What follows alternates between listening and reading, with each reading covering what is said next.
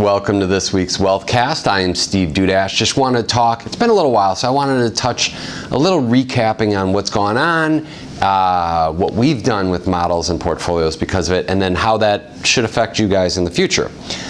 First and foremost, some data for you. Yes, there's been an inversion of the yield curve that took place. Yes, and historically that has meant like a precursor for recessions, usually about 20 months out on average. One nice thing is historically when there has been an inversion, a stock market usually rallies for the first 6 months or so after that because a lot of people think the Federal Reserve is going to cut rates. I'm talking about historics here. And therefore that juices up returns a little bit. This one's a little different. Okay, one, yeah, there is going to be more rate cuts, no doubt about that. Yeah, that probably will prop up stock returns in the next 12 months. There's a lot of statistics behind that one, so I'm on board with that. But how it normally leads to a recession or as an indicator of recession, this one's a little different. This one is mainly driven because interest rates overseas are negative. Like literally half of the bonds issued in the world right now are at negative rates of return, which has never happened before. A German bond is a 30-year German bond pays negative yields right now, which is just insane if you think about it. But that is what's pushing down our rates because of the spread between our rates and theirs.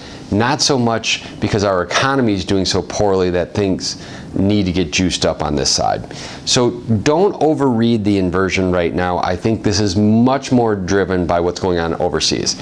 What this means to your portfolios, well, two things. One, we have moved all of our bonds to much shorter bonds, safer bonds because they're shorter. Yield is pretty much the same, but you're taking away a lot of the risk. Plus, frankly, a lot of the longer bonds we had made a lot of money earlier this year because no one thought rates were going to go down like this. So we made an extra jump right there. And we kind of like pocketed it, which is good.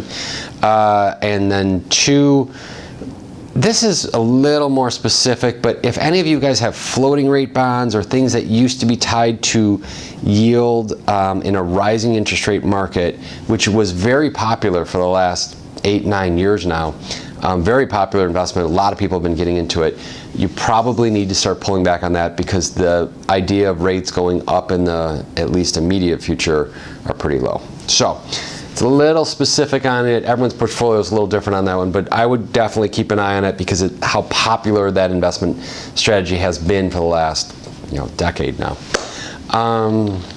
Hope this helps. Have a nice weekend. Have a nice holiday weekend, and we'll talk next week.